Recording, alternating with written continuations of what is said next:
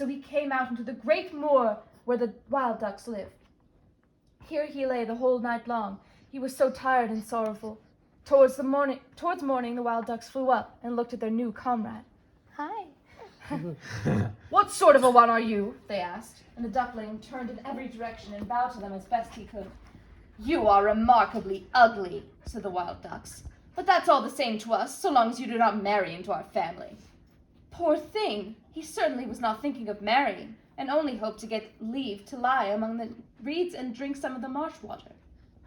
Thus he lay 2 whole days, and then there came 2 wild geese, or rather ganders, for both were males. It was not long since each came out of the egg, and that's why they were so saucy. "Listen, comrade," said one of them. "You're so ugly that I like you. Will you go with us and become a bird of passage? Near here, in other moor, there are a few sweet, lovely wild geese, all unmarried, and all able to say quack. You've a chance of making your fortune, ugly as you are." Bang, bang, sounded in the air above, and the 2 ganders fell dead in the swamp, and the water became blood red. Bang, bang, it sounded again, and the whole flocks of wild geese rose up from the reeds. Show them the little picture. This is for Edith's flowers. Oh, That's not okay. it. And then there was another shot, and a great hunt was going on. The hunters were lying in wait all around the moor, yes. Some were even sitting up in the branches of the trees, which stretched far over the reeds. The blue smoke rose up like clouds among the dark trees and drifted far over the water. Into the mud came the hunting dogs. Splash, splash! And the rushes and the reeds bent on every side. Oh, that was a fright for the poor duckling. He turned his head to put it under his wing, but at that moment a frightful great dog stopped close to the duckling. His tongue hung far out of his mouth, and his eyes gleamed horribly. He thrust out his nose close to the duckling, showing his sharp teeth, and splash, splash! On he went without touching him. "Oh, thank heaven," sighed the duckling. "I am so ugly that even the dog does not want to bite me." And so he lay quite still, while the shots rattled through the reeds, and gun after gun went off. At last, late in the day, all was quiet again, but the poor duckling did not dare to move. He waited several hours before he looked round him, and then made off out of the marsh as fast as he could. He ran on over field and meadow, and such a storm was blowing that it was difficult to get along at all. Towards evening the duckling came to a miserable little peasant's hut. It was so tumbled down that it did not know which side to fall, and that's why it remained standing. The storm whistled so fiercely about the duckling that he was obliged to sit down to withstand it, and the tempest grew worse and worse. Then the duckling noticed that one of the hinges of the door had given way, and the door hung so askew that he could slip through the crack into the room, and so he did. Here there lived a woman with her tomcat in her hand, and the tomcat, whom she called Sonny, could arch his back and purr, and he could even give out sparks, but for that one had to stroke his fur the wrong way. The hen had very little short legs, and therefore she was called Chickabiddy Shortlegs. She laid good eggs, and the woman loved her as her own child. In the morning the strange duckling was noticed at once, and the tomcat began to purr, and the hen to cluck. "What's all this?" said the woman, and looked about her. But she could not see well, and so she thought the duckling was a fat duck that had strayed in. "This is a rare catch," she said. "Now I shall have duck eggs. I hope it is not a drake. That we must find out." And so the duckling was taken on trial for 3 weeks, but no eggs came. And the tomcat was master of the house, and the hen was mistress, and always said, "We are the world," for she thought they were half the world, and by far the better half too. The duckling thought it might be possible to hold another opinion, but the hen would not allow it. "Can you lay eggs?" she asked. "No." "Then you'd better hold your tongue." And the tomcat said, "Can you arch your back and purr and give out sparks?" "No." "Then you mustn't have any opinion of your own when sensible folk are talking." And the duckling sat in the corner and was in sad humor. Then the fresh air and the sunshine streamed in, and he was seized with such a strange longing to swim on the water that he could not help telling it to the hen. "What are you thinking of?" cried the hen. "You have nothing to do, that's why you have these fancies. Lay eggs or purr, and they will pass away." "But it is so delightful to swim on the water," said the duckling. "So delightful to let it come close over your head and dive down to the bottom." "Yes, that must be a pleasure, truly," said the hen. "You must be going crazy." You must be going crazy. Ask the cat about it. He's the wisest creature I know. Ask him if he likes to swim on the water or to dive under it. I won't speak of myself." Ask our mistress, the old woman. No one in the world is wiser than she. Do you think she has a longing to swim, and to let the water close over her head? You don't understand me, said the duckling. We don't understand you. Then pray, who will understand you? You surely don't pretend to be wiser than the tomcat and the old woman, to say nothing of myself. Don't be conceited, child, and be grateful for all the kindness that has been shown to you. Have you not come into a warm room and into company where you may learn something? But you are an idle chatterer, and it's no pleasure to be with you. You may believe me, I speak for your own good. I say unpleasant things to you, and that's the way you may always know your true friends. Just you learn to lay eggs or purr and give out sparks. I think I'll go out into the wide world, said the duckling. Yes, do, by all means, said the hen. And away went the duckling. He swam on the water and dived, but he was slighted by all the other creatures because of his ugliness. Then autumn came. The leaves in the forest turned yellow and brown. The wind caught them so that they danced about, and the air turned very cold. Yes, it makes one shiver only to think of it. The poor duckling certainly had not a good time. One evening the sun was just setting in all of its beauty. There came a whole flock of great handsome birds out of the bushes. The duckling had never seen anything so beautiful. They were dazzlingly white, with long, slender necks. They were swans. They uttered a very peculiar cry. Honk, honk, honk! Spread their lovely long wings, and flew away from that cold region to warmer lands, to open lakes. They rose so high that the little duckling felt quite queer as he watched them. He turned round and round in the water like a wheel, stretched out his neck towards them, and uttered such a strange loud cry that he frightened even himself.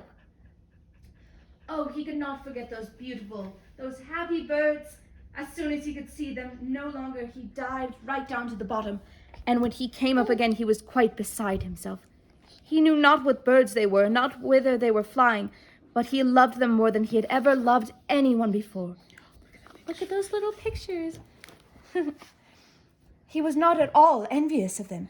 How could he think of wishing for such loveliness as they had? He would have been quite happy if only the ducks would have allowed him to be with them. The poor little ugly little thing. And the winter grew so cold, the duckling was forced to swim about in the water to prevent it from freezing all over. But every night, the hole in which he swam from became smaller and smaller. It froze so hard that the icy covering creaked, and the duckling had to use his legs all the time to keep the hole from freezing up. At last he became exhausted, and lay quite still, and soon froze fast into the ice. Early in the morning, a peasant came by and saw him.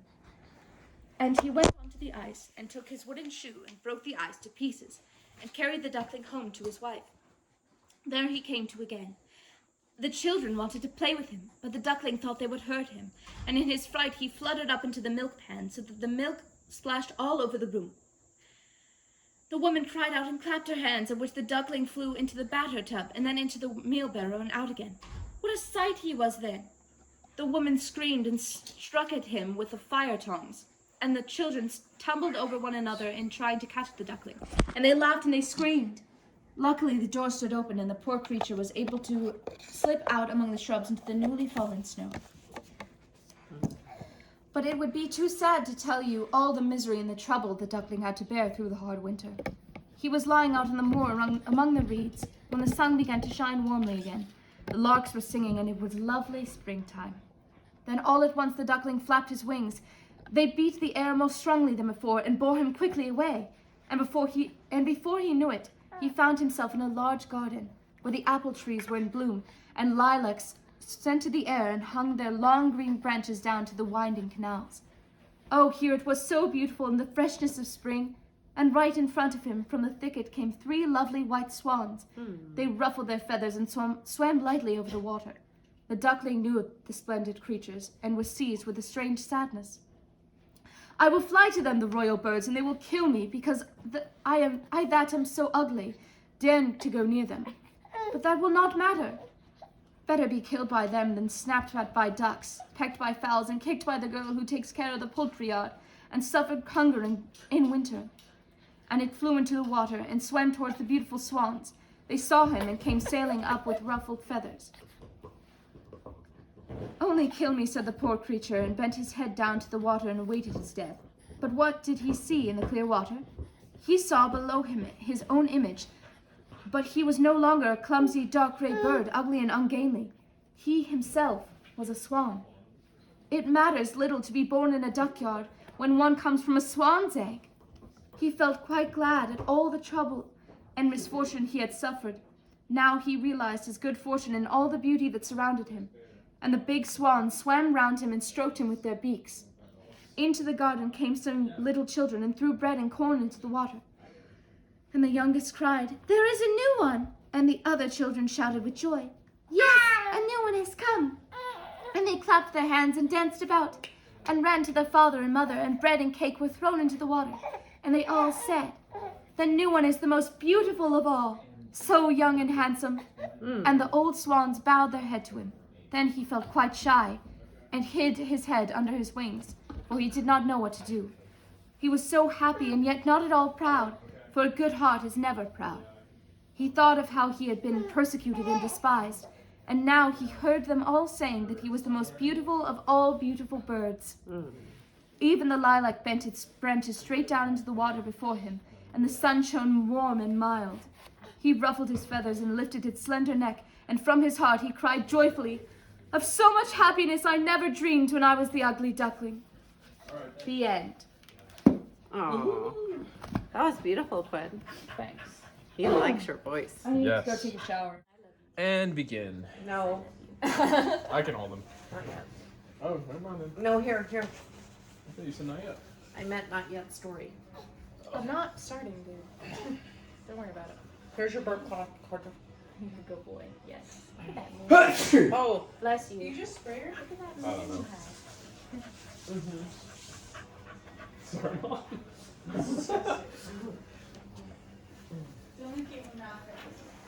Ugh. It's only cute when Malachi does it. All right. Are you ready, little Malachi? He might be a little tired, but we can try. How long? Pick a short one. This one's really short. All right, go for it. This one's one of the shortest How ones. many pages?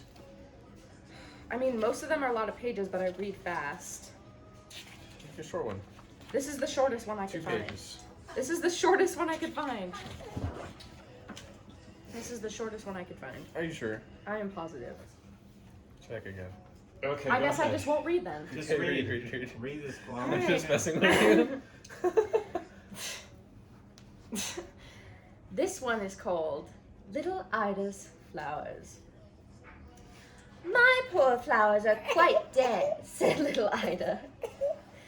"They were so pretty yesterday, and now all the leaves hang withered. Why do they do that?"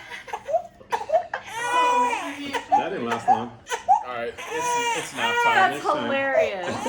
The second I started reading. It's because it's nap time. Quinn, begin. Should I begin? Yes. Please. Carter, you gotta come take him home. I'm coming. You're going the opposite way. You're getting cold. I can pour my water. Oh my goodness. cold. Oh. Look at him. Ah! Ah! Oh my gosh. Hi, Malachi. Are your eyes open now? Hi. Hello. You might have to. Oh, yeah, he probably does. Is Carter gonna know how to change him? You will. I can do the disposable, yeah. You can. But you were taught, remember? You did it the other day. Yeah, I know. I'm not confident with that yet. All right, okay. Where are you going? But how are you going to get confident? Are if you don't do it? are Exactly. you leaving to the shop? Okay. All right, Quinn, let's read. All right, little Malachi, you ready? Are you ready? This story is called Little Ida's Flowers. "My poor flowers are quite dead," said little Ida. "They were so pretty yesterday, and now all the leaves hang withered. Why do they do that?" She asked the student who was sitting on the sofa, for she liked him very much. He knew how to tell the most beautiful stories, and could cut the most amusing pictures out of paper. Hearts with little ladies in them who danced, flowers and big castles in which one could open the doors. He was a merry student. "Why do my flowers look so faded today?" she asked again, and showed him the bouquet, which was quite withered. Do you know what is the matter with them? Said the student. The flowers were at a ball last night, and that's why they hang their heads. But flowers can't dance, said little Ida. Oh, yes, said the student. When it grows dark and we are asleep, they jump merrily about. They have a ball almost every night. Spit up. Pay attention. Can children go to this ball? Oh, yes, said the student. Little tiny daisies in the snowdrops. Where do the beautiful flowers dance? Asked little Ida. Have you not often been outside the town gate, near the big castle where the king lives in the summer, where the beautiful garden is with all the flowers? Have you seen the swans which swim up to you when you give them breadcrumbs? Out there are splendid balls, believe me. I was out in the garden there yesterday with my mother, said Ida. But all the leaves were off the trees, and there are no longer any flowers there. Where are they? In the summer I saw so many. There in the castle, said the student. You must know that as soon as the king and all the court return to town, the flowers immediately run out of the garden into the castle and enjoy themselves. You ought to see that. The two most beautiful roses seat themselves on the throne, and then they are king and queen. All the red combs come and place themselves on each side and bow. They are the chamberlains. Afterwards, all the pretty flowers arrive, and a great ball takes place. The blue violets represent little naval cadets. They dance with hyacinths and crocuses, which they address as Miss. The tulips and the large tiger lilies are old ladies, who see that they all dance well and behave themselves. But, asked little Ida, is nobody there who hurts the flowers because they dance in the king's castle? The truth is, nobody knows about it, said the student. Sometimes, of course, the old steward of the castle, who has to keep watch, comes during the night. He has a big bunch of keys, but as soon as the flowers hear the keys rattle, they are quiet and hide themselves behind the curtains and only poke their heads out. I can smell that there are flowers here. I can smell that there are flowers here, says the old steward, but he cannot see them. Oh, that's splendid, said little Ida, and clapped her hands. But should I not be able to see the flowers either? Yes, said the student. Only remember, when you go there again to look through the window, then you will see them. I looked in today and saw a large yellow lily resting on the sofa and stretching herself. She was a lady in waiting. Can the flowers from the botanical gardens also go there? Can they go such a long way? Certainly, said the student. If they wish, they can fly. What? If they wish, they can fly. Have you not seen the pretty butterflies, red, yellow, and white? They look almost like flowers, and that is what they've been. They have flown off their stalks high into the air, and have beaten it with their petals as if they had little wings, and then they flew. And because they behaved themselves well, they obtained permission to fly about in the daytime too, and had not to return home and sit still on their stalks. And thus the petals became in the end real wings. That you have seen yourself. It may be, however, that the flowers in the botanical gardens have never been at the king's castle, or do not know that there is such merriment out there at night. Therefore I will tell you how you can give a surprise to the professor of botany, who lives next door. You know him well, do you not? When you go into his garden, you must tell one of the flowers that a large ball takes place at that castle every night. Then the flower will tell all the others, and they will all fly away. And if the professor comes into the garden, he will not find a single flower there, and he will be unable to understand what is to become of them. But how can one flower tell the others? Flowers can't talk. Of course they can't, said the student. But then they make signs. Have you never seen that when the wind blows a little, the flowers nod to one another and move all their green leaves? That they understand as well as us when we talk to each other. Can the professor understand their signs? Asked Ida. Certainly. One morning he came into the garden and saw a large stinging nettle making signs with its leaves to a beautiful red carnation. It said, "You are so pretty, and I love you with all of my heart." But the professor can't stand things of that sort, and beat the stinging nettle at once on its leaves, which are its fingers. But then it stung him, and since that time he never dares touch a stinging nettle ever again. That's amusing, said little Ida, laughing. How can one make... What? Oh. How can one make a child believe such silly things? Said a tiresome privy councillor, who had come to pay a visit and was also sitting on the sofa. He could not bear the student and always grumbled when he saw him cutting out the funny, amusing figures. Sometimes he cut out a man hanging on a gibbet and holding a heart in his hand, for he had been stealing hearts. Sometimes an old witch who was riding on a broomstick and carrying her husband on her nose. But all this the old actuary could not stand. And then he generally said, as he did now, "How can one make a child believe such silly things? They are stupid fancies." But to little Ida, what the student told her about the flowers seemed very amusing, and she thought a great deal about it. The flowers hung their heads because they were tired of dancing at night. They were surely ill. So she took them to her other toys, which were kept on a nice little table, and the whole drawer was filled full of pretty things.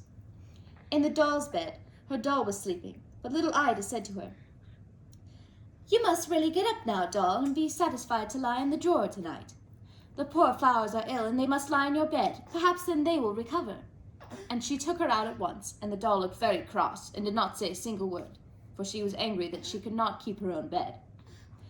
Then Ida placed the flowers in the doll's bed, pulled a little counterpane over them, and said they must lie quietly, and she would make them some tea, so that they might get well again, and be able to get up in the morning. She drew the little curtains round the bed, lest the sun might shine in their eyes. She could not help thinking the whole evening about all the student had told her. And when she was going to bed herself, she first looked behind the curtains, which hung before the window, where her mother's beautiful flowers stood, hyacinths and tulips, and she whispered in a low voice, "I know where you are going tonight. To the ball." The flowers pretended not to understand her, and did not stir a leaf, but little Ida knew what was going on. When she had gone to bed, she lay for a long time thinking how delightful it would be to see the beautiful flowers dancing in the king's castle. "I wonder if my flowers have really been there." Then she fell asleep. In the night, she woke up again. She had been dreaming of the flowers and of the student whom the privy councillor had scolded. It was quite quiet in the bedroom where Ida slept. The nightlight was burning on the table, and her father and mother were fast asleep. "I wonder if my flowers are still lying in my dolly's bed," she thought. "How I should like to know." She raised herself a little and looked towards the door, which was ajar. In there lay her flowers and all her toys. She listened, and it seemed to her as if she heard someone in the room playing the piano, but very softly and more beautifully than she had ever heard before. "I'm sure all my flowers are dancing in there," she thought. "How much I would like to see them." But she dared not get up for fear of waking her father and mother. "Oh, I wish they would come in here," she thought. But the flowers did not come, and the music continued to play beautifully. At last she could bear it no longer. It was too intriguing. She crept out of her little bed, went softly towards the door, and peeped into the room. What an amusing sight she saw! There was no night light in there, and yet it was quite light. The moon was shining on the floor. It was almost as light as day. All the hyacinths and tulips stood in 2 long rows in the room. Not a single one remained on the window-sill, where only the empty pots were left. On the floor, all the flowers danced very gracefully round one another, made figures, and held each other by their long green leaves while swinging round. At the piano sat a large yellow lily, which little Ida was certain she had seen in the summer, for she remembered distinctly that the student had said, "How much that lily is like Miss Lena," but then they all laughed at him. But now it seemed to little Ida as if the flower was really like the young lady.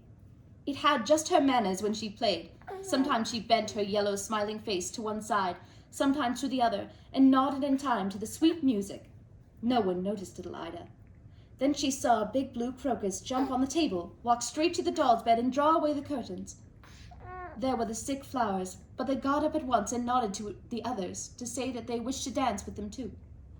The old nutcracker, in the shape of a man whose lower jaw was broken off, got up and bowed to the beautiful flowers. They did not look at all ill now. They jumped down to the others and enjoyed themselves very much. Then it seemed as if something fell from the table. Ida looked and saw the carnival birch rod jump down, and it seemed as if it was one of the flowers. It looked very pretty, and a little wax doll with a broad-brimmed hat, such as the privy councillor usually wore, sat upon it. The carnival birch rod hopped about among the flowers on its 3 red stilts, and stamped quite loudly, for it was dancing a mazurka, a dance which the other flowers were unable to manage, as they were too light and could not stomp. The wax doll on the carnival birch rod suddenly grew big, and, raising itself over the paper flowers which were on the rod, exclaimed, "How can one make a child believe such foolish things? Foolish things, they are stupid fancies." And the wax doll looked exactly like the Privy Councillor, just as yellow and cross as he was. Ida giggled to herself, but the paper flowers hit him on his thin legs, and then he shrank up again and became quite a little wax doll. All this was very amusing to see, and little Ida could not help laughing. The carnival birch rod continued to dance, and the Privy Councillor had to dance too. There was no getting out of it, whether he made himself tall or long, or remained the little yellow wax doll with the broad-brimmed black hat.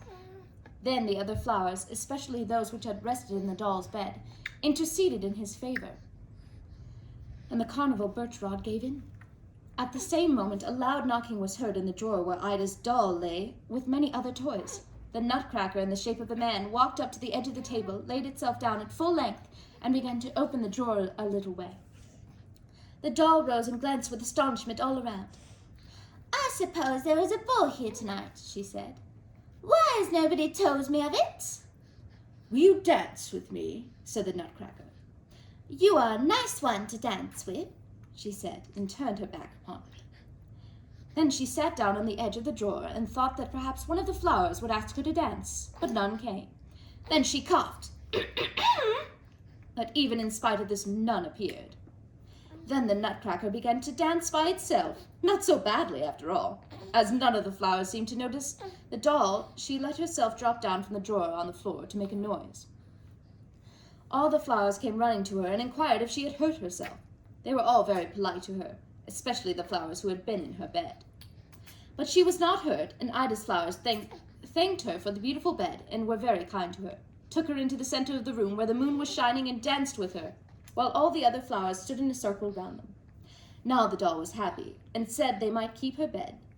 She did not mind sleeping in the drawer, but the flowers said, "You are very kind, but we cannot live any longer. We shall be dead by tomorrow. Tell little Ida to bury us in the garden where she buried the canary. Then we shall wake up again next summer and be more beautiful than ever." "No, you must not die," said the doll, and kissed them.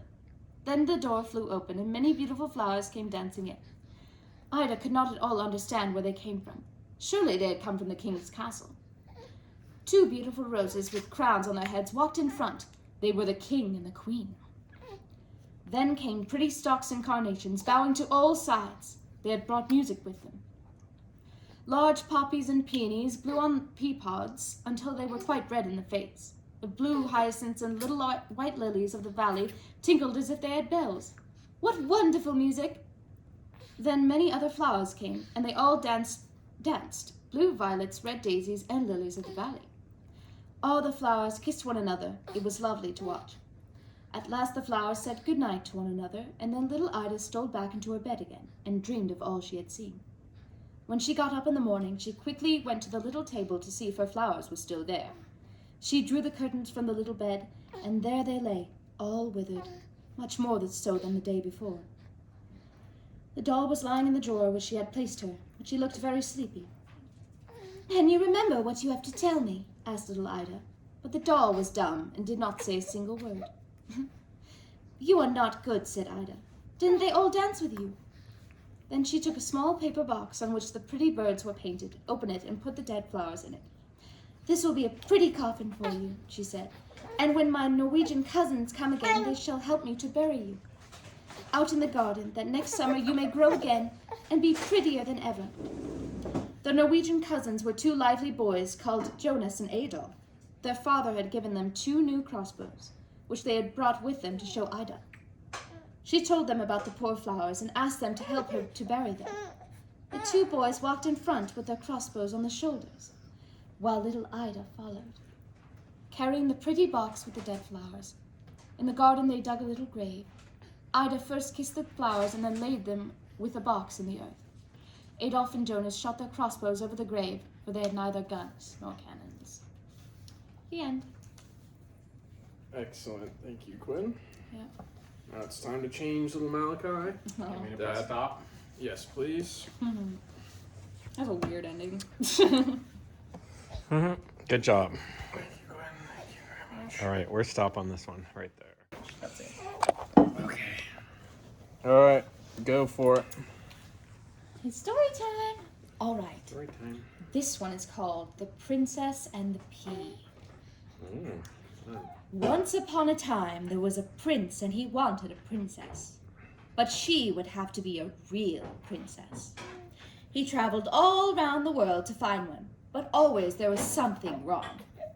There were princesses enough, but he found it difficult to make out whether they were real ones. There was always something about them that was not quite right. So he came home again and was very sad, for he would have liked very much to have a real princess. One evening, a terrible storm came on. It thundered and lightning, and the rain poured down in torrents. It was really dreadful. Suddenly, a knocking was heard at the city gate, and the old king himself went to open it. It was a princess standing out there before the gate. But, good gracious! What a sight she was after all the rain and the dreadful weather! The water ran down from her hair and her clothes. It ran down into the toes of her shoes and out again at the heels. And yet she said that she was a real princess. Yes, we'll soon find that out, thought the old queen. But she said nothing, went into the bedroom, took all the bedding off the bedstead and laid a pea at the bottom. Then she took 20 mattresses and laid them on the pea, and then 20 eider-down beds on top of the mattresses. On this, the princess was to lie all night. In the morning, she was asked how she had slept. Oh, terribly badly, said the princess. I've scarcely shut my eyes the whole night. Heaven only knows what was in that bed, but I was lying on something terribly hard, so that I am black and blue all over my body. Oh, it was horrible. Now they knew that she was a real princess, but she had felt the pea right through the 20 mattresses and 20 eider-down beds. Nobody but a real princess could be as sensitive as that. So the prince took her for a wife, for now he knew that he had a real princess. And the pea was put in the art museum, which may still be seen if no one has stolen it. There, that is a real story. Oh. The end. Good job, Auntie Quinn. How do I turn this thing off? Turn it around toward you. There's a stop button. I don't think it was even recording. Oh, wait. Actually, it's not that long, but okay. It was delightful out in the country. It was summer, and the cornfields were golden, the oats were green, the hay had been put up in stacks in the green meadows, and the stork went about on his long red legs and chattered Egyptian, for this was the language he had learned from his mother. Round the fields and meadows were great forests, and in the midst of the forests lay deep lakes. Yes, it was really delightful out in the country. In the midst of the sunshine there lay an old manor house, bless you, with deep canals round it, and from the wall down to the water grew large burdocks, so high that little children could stand upright under the tallest of them. It was just as wild there as in the deepest wood. Here sat a duck upon her nest, for she had to hatch her ducklings, but she was almost tired out, for it took such a long time, and she so seldom had visitors. The other ducks liked better to swim about in the canals than to climb up to sit under the burdock and cackle with her. At last, one egg after another cracked open. Keep, keep, they cried. All the yolks had come to life, and little heads were peeping out. Quack, quack, Quack, quack. said the duck. And they all came out quacking as fast as they could. Quack, quack, quack, quack, looking all round them under the green leaves, and the mother let them look as much as they wished, for green is good for the eyes. How wide the world is, said the young ones, for they truly had much more room now than when they were in the eggs. Do you think this is the whole world? Said the mother. That stretches far across the other side of the garden, quite into the parson's field, but I've never been there yet, I said, and stood up. No, I haven't got you all. The biggest egg is still there. How long is this going to last? I'm getting tired of it. And she sat down again. Well, how goes it? Said an old duck, who had come to pay her a visit. Oh, it's taking so long for that one egg, said the duck sitting there. It will not break. But look at the others. They are the prettiest ducklings I've ever seen. They're just like their father, a rascal. He never comes to see me. Let me see the egg which will not break, said the old one. Depend upon it, it is a turkey's egg. Where was I? Turkey's egg. I was once cheated in that way, and I had a lot of bother and trouble with the young ones. Well, they are afraid of the water. I could not get them into it. I quacked and pecked, but it was no use. Let me see that egg. Yes, that's a turkey's egg. Let it alone and teach the other children to swim. I think I'll just sit on here a little longer, said the duck. I've sat so long now that I may as well sit a few days more. As you please, said the old duck, and she went away. That was a woman. Oops. At last the big egg broke. Beep, beep, said the little one, and crept out. It was very big and ugly. The duck looked at it. That's a terribly big duckling, said she. None of the others look like that. Can it really be a turkey, chick? Well, we shall soon find that out. Into the water he shall go, even if I have to push him in myself.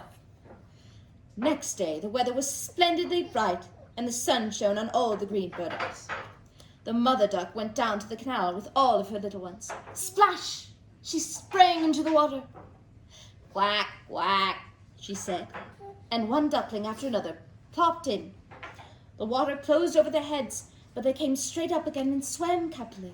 Their legs went of themselves, and there they were, all in the water, and the ugly grey duckling swimming behind them.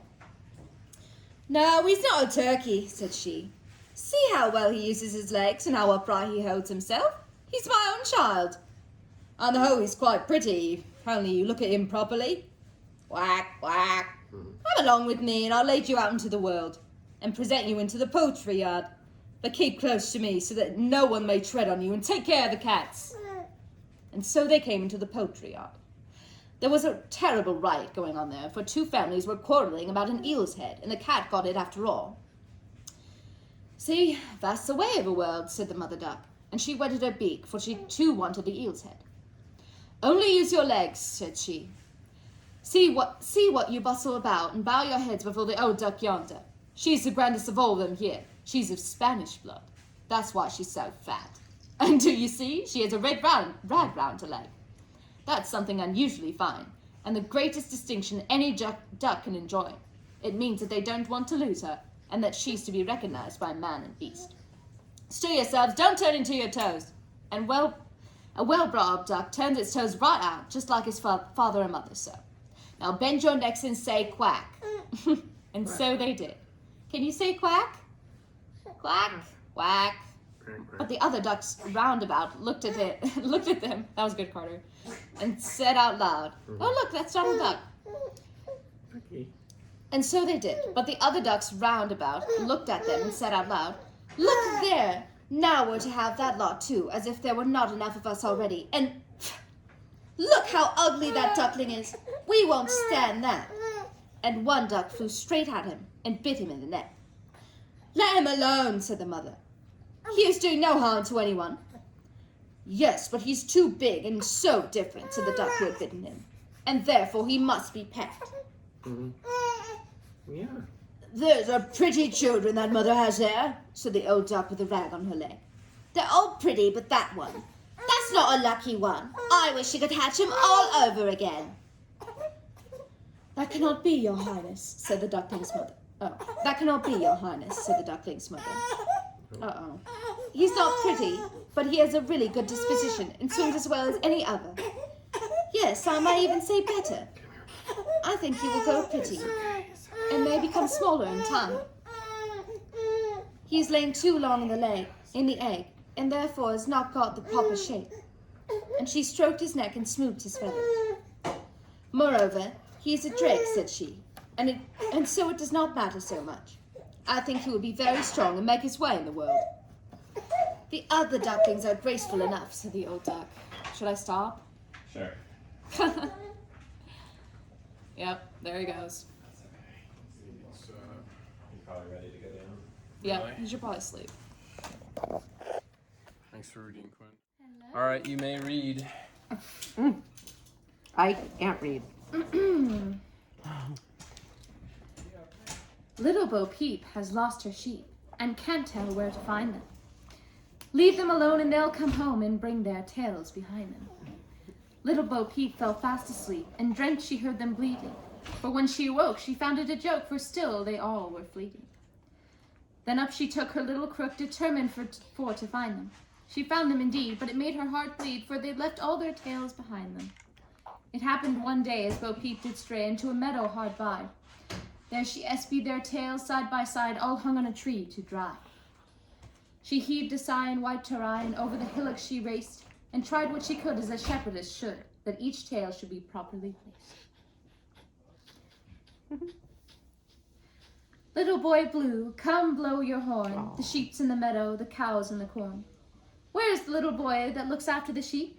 Why, under the haystack, fast asleep. Don't do all the tortillas. There's a neat little clock in the schoolroom it stands, and it points to the time with its 2 little hands. And may we, like the clock, keep a face clean and bright, with hands ever ready to do what is right. Cold and raw the north wind doth blow, bleak in the morning early, all the hills are covered with snow, and winter's now come fair. Whoa. Dame Trot and her cat led a peaceful life, when they were not troubled with other folks' strife. When Dame had her dinner, Kitty would wait, and was sure to receive a nice piece from her plate. What are you doing? Try to spend a little more time with the baby. There's no time. Carter, you choose how to spend it.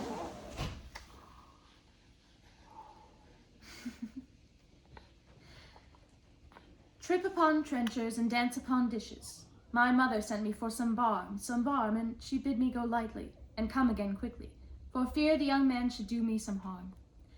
Yet didn't you see, what naughty tricks they put upon me?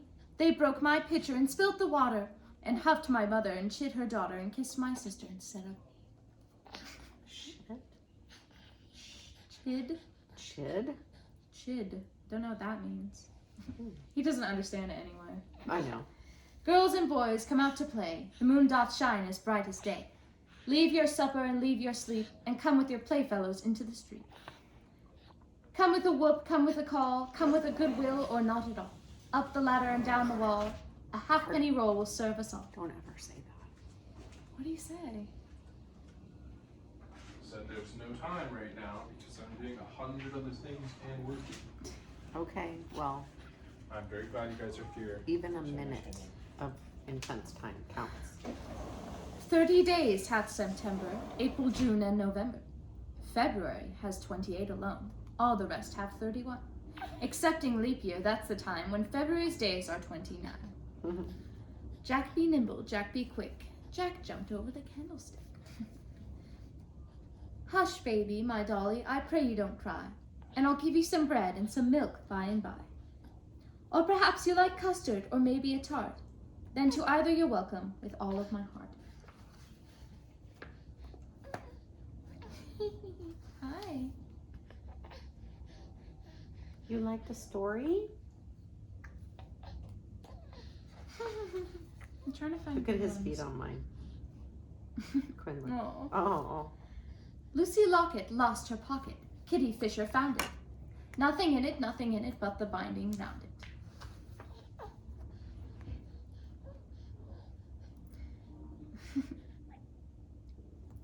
Hush-a-bye, baby, on the treetop. When the wind blows, the cradle will rock. When the bough breaks, the cradle will fall. Down will come baby, bough, cradle, and all. That's a lovely one.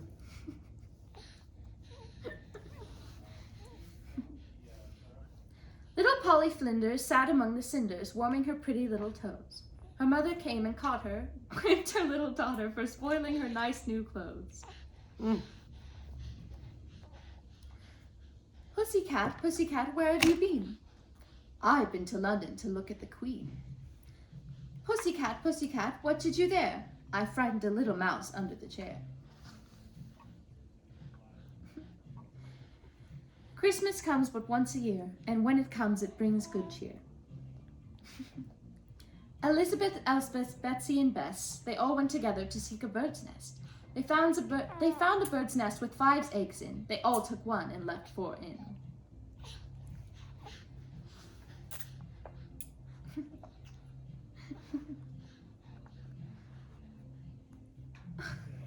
Old Mother Twitchit had but 1 eye and a long tail which she let fly, and every time she went through a gap, a bit of her tail she left in a trap.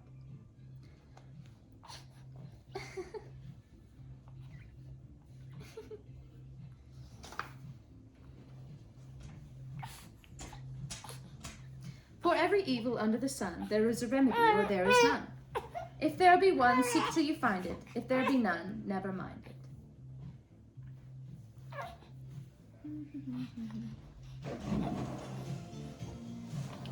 Bruce, did you talk to Carter? About what? Spending time with About what? spending time with Malachi? Yeah. He's been working. I know. This little pig went to market. This little pig stayed home. This little pig had roast beef, and this little pig had none. This little pig said, "Wee, wee, wee, I can't find my way home."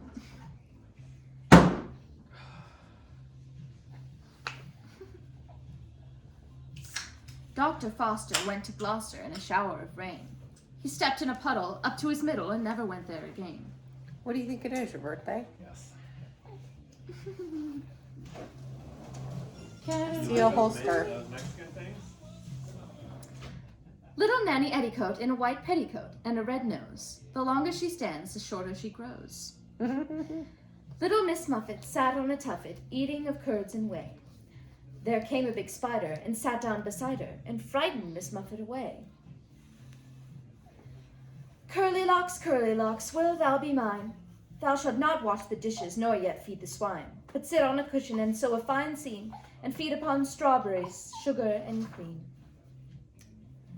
Humpty Dumpty sat on a wall. Humpty Dumpty had a great fall. All the king's horses and all the king's men cannot put Humpty Dumpty back together again. Oh dear. Look at his face. Oh, poor thing. Oh, goodness. Is he still spitting up? Yes, Oh, man. there's stuff all over the pillow, too. Oh my gosh. Oh. Oh, Oh, honey. What happened? oh.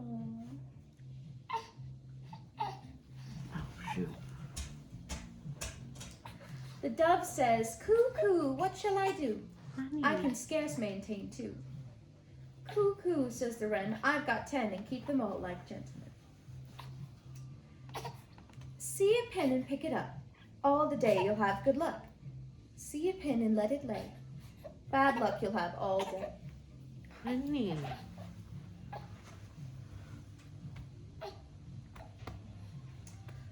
Old Mother Hubbard went to the cupboard. Oh, baby. Oh, dear. Does he have more? Wipe it off.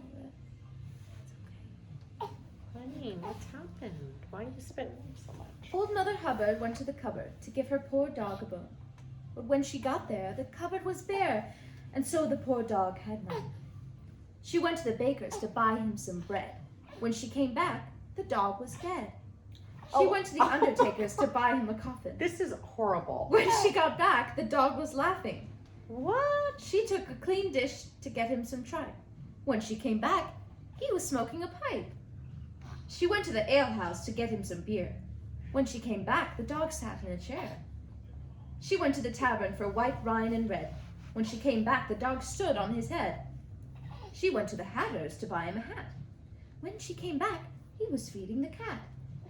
She went to the barber's to buy him a wig. When she came back, he was dancing a jig. Oh, hi. She went to the fruiterer's to buy him some fruit. When she came back, he was playing the flute. She went to the tailor's to buy him a coat. I know. When she came back, he was riding a goat. She went to the cobbler's to buy him some shoes. When she came back, he was reading the news. Hi. She went to the sempster's to buy him some linen. When she came back, the dog was a spinning. She went to the hosier's to buy him some hose. When she came back, he was dressed in his clothes. He was? The dame made a curtsy and the dog made a bow. The dame said, "Your servant," and the dog said, thou art.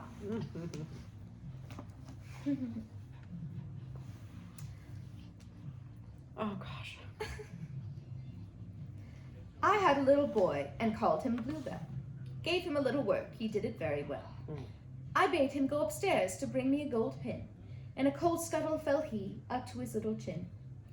He went to the garden to pick a little sage. He tumbled on his nose and fell into a rage. He went to the cellar to draw a little beer, and quickly did return to say there was none there.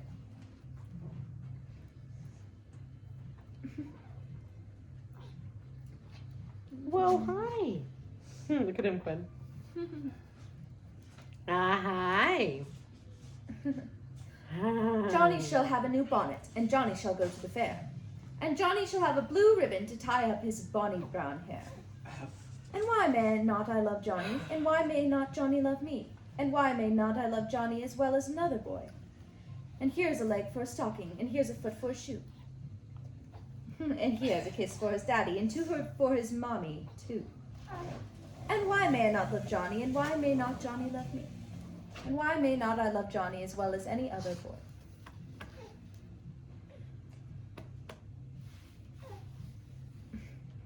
Daffy Downdilly has come to a town in a yellow petticoat and a green gown. Cute pictures. Yes. Hush-a-bye, baby, lie still with thy daddy. Thy mommy has gone to the mill to get some meal to bake a cake. So pray, my dear baby, lie still. Nancy Dawson was so fine, she wouldn't get up to serve the swine. She lies in bed till 8 or 9, so it's oh poor Nancy Dawson. And do you ken Nancy Dawson, honey, the wife who sells the barley, honey? She won't get up to feed her swine. And do you ken Nancy Dawson, honey? Hi. Jack and Jill went up the hill to fetch a pail of water. Jack fell down and broke his crown, and Jill came tumbling after. Then up Jack got and off did trot as fast as he could caper to old Dame Dob, who patched his knob with vinegar and brown paper.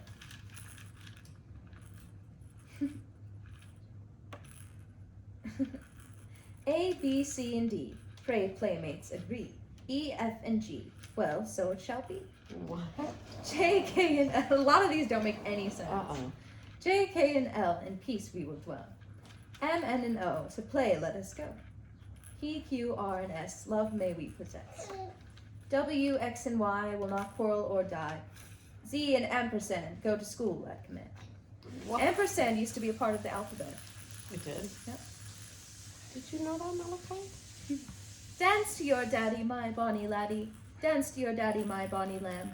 You shall get a fishy on the little dishy. You shall get a fishy when the boat comes home. Robin Hood is in the mickle wood. Little John, he to the town is gone.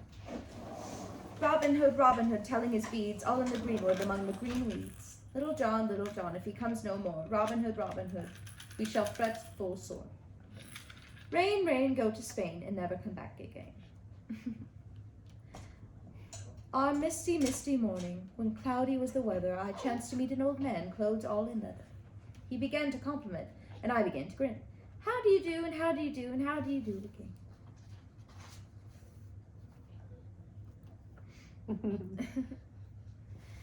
There came an old woman from France, who taught grown-up children to dance.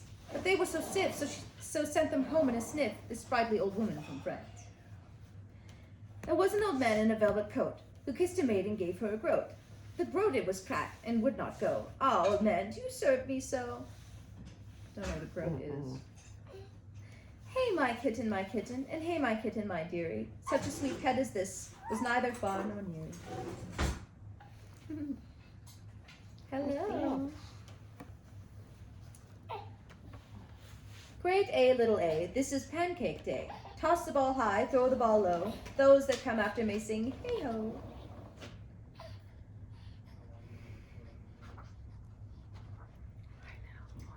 I had 2 pigeons bright and gray. They flew from me the other day. What was the reason they did go? I cannot tell, for I do not know.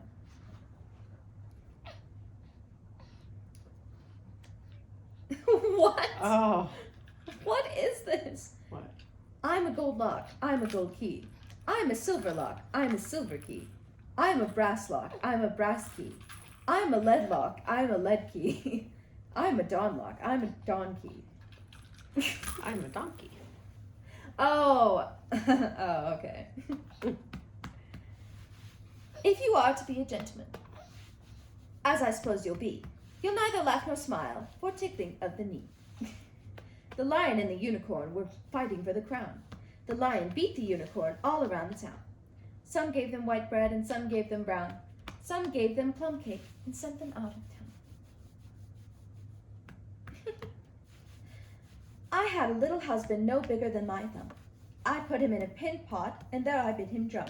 I bought him a little handkerchief to wipe his little nose, and a pair of little garters to tie his little hose.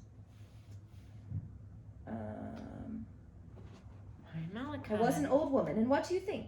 She lived upon nothing but victuals and drink. Victuals and drink were the chief of her diet, and yet this old woman could never be quiet.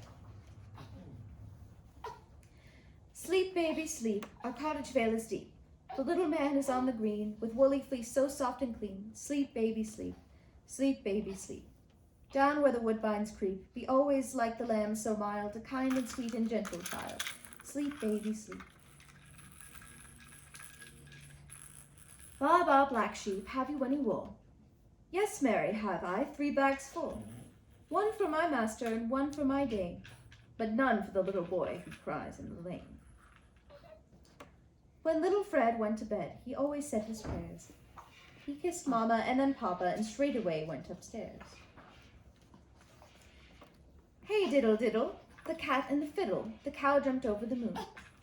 The little dog laughed to see such sport, and the dish ran away with the spoon. Oh, what a good I'm gonna try and rock him. Okay.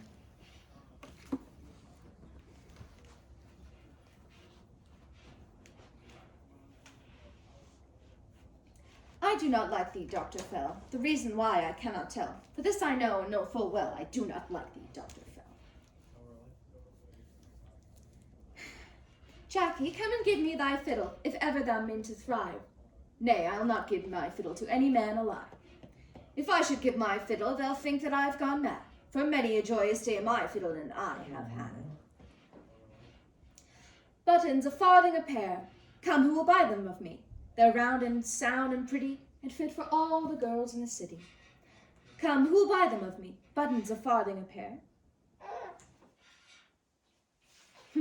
Ladies and gentlemen, come to supper. Hot boiled beans and very good butter. So funny. Look at your rocking. Sing a song of sixpence, a pocket full of rye, 4 and 20 blackbirds baked into a pie. When the pie was opened, the birds began to sing. Was not that a dainty dish to set before the king? The king was in his county house, counting out his money. The queen was in the parlor, eating bread and honey. The maid was in the garden, hanging out the clothes, when down came a blackbird and snapped off her nose. What's wrong, buddy?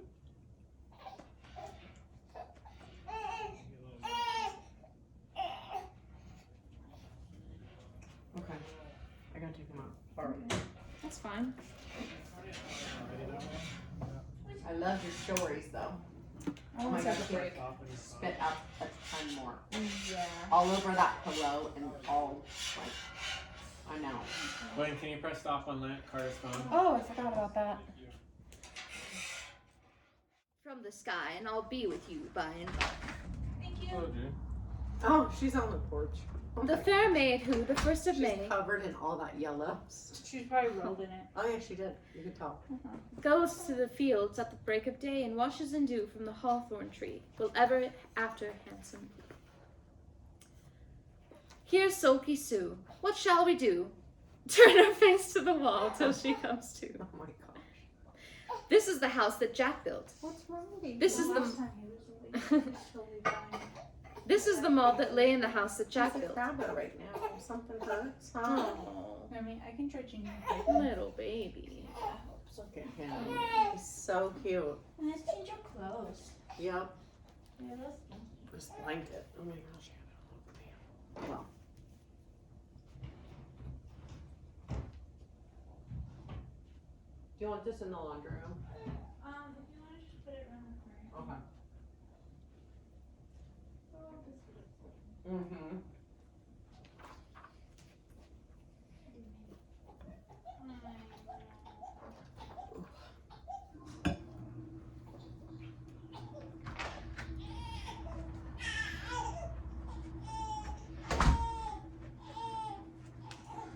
Oh, no more stories? Alright, go. Many years ago, there lived an emperor who thought so much of new clothes that he spent all his money in order that he might be very fine. He did not care for his soldiers, nor for going to the play, or driving in the park except to show his new clothes. He had a coat for every hour of the day, and just as they say of a king, he is in the council room, so they always said of him. The emperor is in his dressing room. The great city where he lived was very happy, and every day many strangers came there. One day there came 2 swindlers. They gave out that they were weavers and said that they would weave the finest cloth to be imagined. Their colors and patterns, they said, were not only exceptionally beautiful, but the clothes made of their material possessed the wonderful quality of being invisible to any man who is unfit for his office or hopelessly stupid. Those must be wonderful clothes, said the emperor. If I wore such clothes, I should be able to find out which men in my empire were unfit for their places, and I could tell the clever from the stupid. Yes, I must have this cloth woven for me without delay. And he gave a lot of money to the 2 swindlers in advance, so that they should set to work at once. They set up 2 looms and pretended to be very hard at work, but they had nothing whatever on the looms. They asked for the finest silk and the most precious of gold. This they put in their own bags and worked at the empty looms till late into the night. I should very much like to know how they are getting on with the cloth, thought the emperor. But he felt rather uneasy when he remembered that he who was not fit for his office could not see it. He believed, of course, that he had nothing to fear for himself, yet he thought he would send somebody else first to see how matters stood. Everybody in the town knew what a wonderful property the stuff possessed, and all were anxious to see how bad or stupid their neighbors were. I will send my honest old minister to the weavers, thought the emperor. He can judge best how the stuff looks, for he is intelligent, and nobody understands his office better than he. So the good old minister went into the room where the 2 swindlers sat working at the empty looms. Heaven preserve us, he thought, and I opened his eyes wide. I cannot see anything at all. But he did not say so. Both swindlers bade him be so good as to come near, and asked him if he did not admire the exquisite pattern and the beautiful colors. They pointed to the empty looms, and the poor old minister opened his eyes wider, but he could see nothing, for there was nothing to be seen. Good Lord, he thought. Can I be so stupid? I should never have thought so, and nobody must know it. Is it possible that I am not fit for my office? No, I cannot say that I wasn't able to see the cloth. Well, have you got nothing to say? Said one as he woke. Oh, it is very pretty, quite enchanting, said the old minister, peering through his spectacles. What a pattern and what colors! I shall tell the emperor that I am very, very much pleased with it. Well, we're glad of that, said both the weavers, and they named the colors to him and explained the curious pattern. The old minister listened attentively, that he might relate to the emperor what they said, and he did so. Now the swindlers asked for more money, more silk and gold, which they required for weaving. They kept it all for themselves, and not a thread came near the loom, but they continued, as hitherto, to work at the empty looms. Soon afterwards, the emperor sent another honest courtier to the weavers to see how they were getting on, and if the cloth was nearly finished.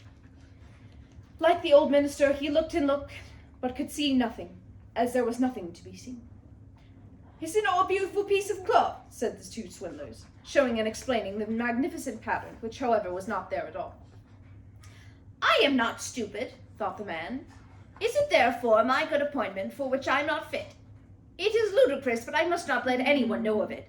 And he praised the cloth, which he did not see, and expressed his pleasure at the beautiful colors and the fine pattern. Yes, it is quite enchanting, said he to the emperor. Everyone in the whole town was talking about the splendid cloth. At last the emperor wished to see it himself while it was still in the loom. With a whole company of chosen men, including the 2 honest counselors who had already been there, he went to the 2 clever swindlers, who were now weaving as hard as they could, but without using any thread. Is it not magnifique? Said both the honest statesmen. Will your majesty see what pattern and what colors? And they pointed to the empty rooms, for they imagined the others could see the cloth. What is this? Thought the emperor. I do not see anything at all. This is terrible. Am I stupid? Am I unfit to be emperor? That would indeed be the most dreadful thing that could ever happen to me. Yes, it is very fine, said the emperor. It has our highest approval. And nodding contentedly, he gazed at the empty loom, for he did not like to say that he could see nothing. All his attendants who were with him looked and looked, and although they could not see anything more than the others, they said, like the emperor, "It is very fine," and all advised him to wear the new magnificent clothes at a great procession which was soon to take place. "It is magnifique, beautiful, excellent," went from mouth to mouth, and everyone seemed to be delighted. The emperor gave each of the swindlers the cross of order of knighthood and the title of imperial court weavers. All through the night, before the procession was due to take place, the swindlers were up and had more than 16 candles burning. People could see that they were busy getting the emperor's new clothes ready. They pretended to take the cloth from the loom. They snipped the air with big scissors. They sewed with needles without thread and said at last, "Now the emperor's new clothes are ready." The emperor with all his noblest courtiers then came in, and both the swindlers held up one arm as if they held something and said, See, here were the trousers. Here's the coat. Here's the cloak, and so on. They were all as light as a cobweb. They make one feel as if one had nothing on it all, but that is just the beauty of it. "Yes," said all the courtiers, but they could not see anything, for there was nothing to be seen. "Will it please your majesty graciously to take off your clothes," said the swindlers. "Then we may help your majesty into the new clothes before the large looking-glass." The emperor took off all of his clothes, and the swindlers pretended to put the new clothes upon him, one piece after the other, and the emperor looked at himself in the glass from every side. Oh, how well they look, how well they fit, said all. What a pattern, what colors! This is a splendid dress. They are waiting outside with the canopy, which is to be worn over your majesty in the procession, said the chief master of the ceremonies. Yes, I am quite ready, said the emperor. Does not my suit fit me marvelously? And he turned once more to the looking-glass. The people should think he admired his garments. The chamberlains who were to carry the train fumbled with their hands on the ground as if they were lifting up a train. Then they pretended to hold something up in their hands. They dare not let people know that they could not see anything. And so the emperor marched in the procession under the beautiful canopy, and all who saw them in the street and out of the windows exclaimed, "How marvelous the emperor's new suit is! What a long train he has! How well it fits him!" Nobody would let others know that he saw nothing, for then he would have been unfit for his office or too stupid. None of the emperor's clothes had ever been such a success. "But he has nothing on at all," said a little child. Good heavens! Hear what the little innocent says, said the father, And then each whispered to the other what the child had said. "He has nothing. A little child says he has nothing on at all. He has nothing on at all," cried all the people at last, and the emperor too was feeling very worried, for it seemed to him that they were right, but he thought to himself, All the same, I must keep the procession going now. and he held himself high and stiffer than ever, and the chamberlains walked on and held up the train, which was not there at all. The end. Oh my gosh, the emperor. There we go. It's story time. Once upon a time, there was a real student. He lived in an attic and owned nothing at all. There was also a real provincial dealer. He lived in a proper room, and he owned the whole house. The little goblin held on to him, for every Christmas Eve he always gave him a bowl of porridge with a big lump of butter in it, that the provincial dealer could give, and so the goblin lived in the provincial dealer's shop, and it was very comfortable. One evening the student came in by the back door to buy some candles and cheese. He had no one to send, and so he came himself. He got what he wanted, and the provincial dealer and his wife both nodded him a good evening, and she was a woman who could do more than merely nod. She was gifted with the tongue, if you like. The student nodded too, but suddenly stood still, reading the sheet of paper the cheese was wrapped up in. It was a leaf torn out of an old book that ought never to have been torn up, an old book that was full of poetry. Here's some more of the same kind, said the provincial dealer. I gave an old woman a few coffee beans for it. If you give me 2 pence, you shall have the rest. Thanks, said the student. Hey. I get to hold you? You can totally hold them whenever you want. Give it me instead of the cheese. I can eat my bread and butter alone. It would be a sin to tear the book up into scraps. You are a fine man and a practical man, but you know as much about poetry as that tub there. Now this was very rude, especially to the tub, but the provincial dealer laughed and the student laughed, for it was only said in fun. But the goblin was angry that anyone should dare say such a thing to a provincial dealer who was a householder and who sold the best butter. When night was come and the shop shut up, and all were in bed but the student, the goblin came out, went into the bedroom, and took Madam's tongue away. She did not want it while she was asleep, and whatever object in the room he put it on acquired speech and voice, and told its thoughts and feelings just as well as Madam. But only one object at a time could use it, which was a blessing. Otherwise, they would have all been speaking at once. The goblin put the tongue on the tub, in which lay the old newspapers. Is it really true, he asked, that you don't know what poetry is? Certainly I do, said the tub. Poetry is something they always put at the bottom of newspapers, and which is sometimes cut out. I dare say I have a great deal more of it in me than the student, and yet I'm only a simple tub compared to the provincial dealer. Then the goblin placed the tongue on the coffee mill. Mercy on us, how it rattled away! And he put it on the butter cask and on the till.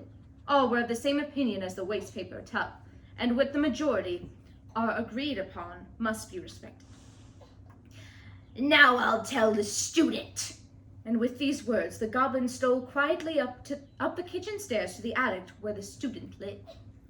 He had a candle burning, and the goblin peeped through the keyhole and saw him reading in the torn book that he had got from the shop downstairs. How light it was in there! Out of the book shone a bright beam, which grew into a thick stem and into a mighty tree that rose and spread its branches over the student. Every leaf was fresh, and every blossom was a beautiful maiden's head, some with eyes dark and sparkling, others blue and wonderfully clear. Every fruit was a shining star, and there was a sound of glorious singing. Such splendor the goblin had never dreamed of, let alone seen or heard. He remained standing there on tiptoe, peeping and peeping till the light in the garret went out. Probably the student had blown it out and gone to bed, but the goblin remained standing there all the same, for he could still hear the sweet, lovely singing. A beautiful lullaby for the student, who lay down to rest. What a wonderful place this is, said the goblin. I never expected such a thing. I should like to live with the student. Then he thought it over again, but he sighed. The student has no porridge. And he went away. Yes, he went down again to the provincial dealers. And it was a good thing, too, that he did come back, for the tub had almost worn out Madam's tongue. It had already spoken out at one side all that was contained in it, and was just about to turn round to give it out from the other side, too, when the goblin came and took the tongue back to Madam. But from that time forth, the whole shop, from the till down to the firewood, took its views from the tub, and all paid it so much respect, and had such confidence in it, that when the provincial dealer afterwards read the art and dramatic criticism in the newspaper of an evening, they all believed it came from the tub. But the little goblin no longer sat quietly listening to the wisdom and wit to be heard down there. No, as soon as the light began to glimmer out of the garret, he felt as if the rays were strong cables drawing him up, and he was obliged to go and peep through the keyhole. Then a feeling of greatness came over him, such as we feel beside this rolling sea when the storm sweeps over it, and he burst into tears. He did not know himself why he wept, but a strange and very pleasant feeling was mingled with his tears. How wonderfully glorious it must be to sit with the student under that tree, but that could not be. He must content himself with the keyhole, and be glad of that. There he stood on the cold landing with the autumn wind blowing down from the trap-door in the loft. It was cold, so cold, but that the little fellow only felt when the light in the attic was put out and the music in the wonderful tree had died away. Then he felt frozen, and he crept down to his warm corner again. It was cozy and comfortable there. And when Christmas came, and with it the porridge and the great lump of butter, why, then the provincial dealer was the master for him. But in the middle of the night, the goblin was awakened by a terrible noise and the banging of shutters. Bless you. Again swished the people outside were knocking as hard as they could. The night watchman blew his horn, for a great fire had broken out. Was it in the house itself or at the neighbors? Where was it? It was a dreadful moment. The provincial dealer's wife was so bewildered that she took her gold earrings from her ears and put them into her pocket, so that she might save at least something. The provincial dealer made a dash for his banknotes, and the maid for her silk shawl which had managed to afford. Everyone wanted to save the best they had. The goblin wanted to do that too, and in a few leaps he was up the stairs and in the room of the student, who was calmly standing at the open window gazing at the fire that raged in the house of the neighbor opposite. The little goblin seized the book from the table, put it into his red cap, and clasped it with both hands. The greatest treasure in the house was saved, and then he ran up and away, out upon the roof of the house onto the chimney. There he sat in the light of the flames from the burning house opposite, both hands pressed over his red cap which held his treasure, and now he knew where his heart was and to whom he really belonged. But when the fire was extinguished, the goblin again began to reflect calmly. "I will divide myself between the two," he said. "I cannot give the provincial dealer up altogether because of the porridge." And that was only human after all. Most of us stick to the provincial dealer for the sake of the porridge. That was the most confusing thing I've ever Oh my read. gosh. You lost me on. All right, action. This story is called Snow Queen. In the big town where there are so many houses and people that there is not room enough for everyone to have a little garden, and where most people therefore must be content with flowers in flower pots, there were, however, 2 children who had a garden somewhat bigger than a flower pot. They were not brother and sister, but they loved each other quite as much as if they had been. Their parents lived just opposite of each other. They lived in 2 garrets, where the roof of one neighbor's house joined that of the other, with a gutter running between them. In each house was a little window. You had only to step across the gutter to get from one window to the other. Outside each window, the parents had placed a big wooden box, in which grew the vegetables that they used in a little rose bush. There was one in each box, and they grew splendidly. The parents then thought of placing the boxes across the gutter, so that they nearly reached from one window to the other, and looked just like 2 walls of flowers. Sweet peas hung over the boxes, and the rose bushes sent out long shoots, which clustered round the windows and bent towards each other. It was almost like a triumphal arc of flowers and leaves. And the boxes were very high, and the children knew that they must not climb on them. They were often allowed to go out onto the roof behind the boxes and to sit upon their little stools under the roses, and there they could play capitally. In the winter there was an end of this amusement. The windows were sometimes frosted all over, but then they warmed coppers on the stove and held the warm coins against the frosted pane, and this made a capital peephole, so round, and out of each peeped a bright friendly eye, one from each window. It was the little boy and the little girl. His name was Kay, and hers was Gerda. In the summer they would go to each other at one jump. But in the winter they had to go down many stairs and up many stairs again, while the snow was falling outside. "It is the white bees that are swarming," said the old grandmother. Have they also a queen bee? Asked the little boy, for he knew that there was one among the real bees. "Yes, they have one," said grandmother. "She always flies where they swarm thickest. She is the largest of them all, and never settles on the earth, but flies up again into the black sky. Many a winter's night does she fly through the streets of the town, and looks in at the windows, and then they freeze fantastically and look like flowers." Yes, I've seen that, said he, and then he knew that it was true. "Can the Snow Queen come in here?" asked the little girl. Let her try, said the boy. I'll put her on the hot stove and then she'll melt. But the grandmother smoothed his hair and told them some more tales. In the evening, when little Kay was at home and half undressed, he climbed upon the chair by the window and looked out through the little hole. A few flakes of snow were falling outside, and one of them, the largest of all, settled on the edge of one of the flower boxes. The snowflake grew larger and larger, till at last became a maiden clothed in the finest white gauze, made of millions of star-like flakes. She was beautiful and delicate, but of ice, of blinding, sparkling ice. Yet she was alive. Her eyes flashed like two bright stars, but there was no peace or rest in them. She nodded towards the window and beckoned with her hand. The little boy was frightened and jumped down from his chair, and the same moment it seemed as if a large bird flew by outside the window. The next day it was clear and frosty, and then came the thaw, and with it the spring. The sun shone, and the green shoots appeared. The swallows built their nests, the windows were opened, and the little children sat in their garden again, high up on the roof at the top of the house. How splendidly the roses bloomed that summer. The little girl had learned a hymn in which there was something about roses, and she thought of her own roses, so she sang it to the little boy, and he sang too. Roses fade and die, but we, our infant Lord, shall surely see. And the little ones held each other's hands, kissed the roses, and looked up at God's bright sunshine and spoke to it, as if the Christ child were there. What lovely summer days those were! How beautiful it was out there, by the sweet rose bushes, which seemed as if they would never stop blooming. Kay and Gerda sat and looked at the picture book of beasts and birds. Oh my god. It was then, exactly as the clock struck 5 in the great church tower, that Kay said, "Oh, something has stabbed my heart, and now something has got into my eye." The little girl put her arms round his neck. He blinked his eyes, but no, there was nothing at all to be seen. "I think it is gone," said he, but it was not gone.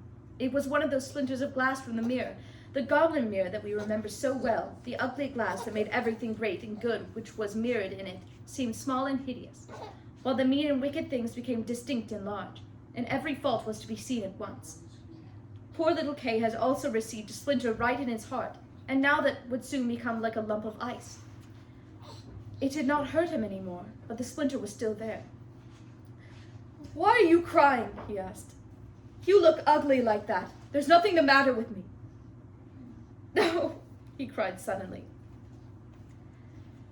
"That rose is worm-eaten, and look, this one is quite crooked. They're ugly roses after all, like the box they stand in." And he kicked the box with his foot and tore both the roses off. "Kay, what are you doing?" cried the little girl. And seeing her dismay, he tore off another rose and jumped in at his own window, away from dear little Gerda. When afterwards she became with her picture book, he said it was only fit for babies, and when grandmother told stories, he was always sure to put in a butt, and when he could manage it, he would get behind her, put on a pair of spectacles, and talk just as she did. He could do it perfectly, and people laughed at him. Soon he could mimic the voice and walk of everyone in the street. Everything that was peculiar or ugly about them Kay would imitate. And people said, "He must certainly have a remarkable head, that boy." Oh. But it was the glass that had got into his eye, the glass that had stuck in his heart, that caused all of this, and even made him tease little Gerda, who loved him with all of her heart. His games now became quite different from what they were before. They became quite sensible. On one winter's day, when the snow was falling, he came out with a great burning glass, held up the tail of his blue coat, and let the snowflakes fall upon it. "Now look through the glass, Gerda," said he, and every flake of snow was magnified, and looked like a splendid flower, or a star with 10 points. It was lovely to see. How much longer, Quinn? Not much longer. Like a page. He's gonna start crying. Oh. It's time for his nap. Okay. You can finish it when he wakes up. Mm-hmm. Well, I'm still recording. I can just finish it. Okay. All right. You can go. "Look, how clever," said Kay. "That's much more interesting than real flowers, and there's not a single fault in them. They're quite regular until they begin to melt." Soon after, Kay came out with thick gloves on, and with his sledge on his back.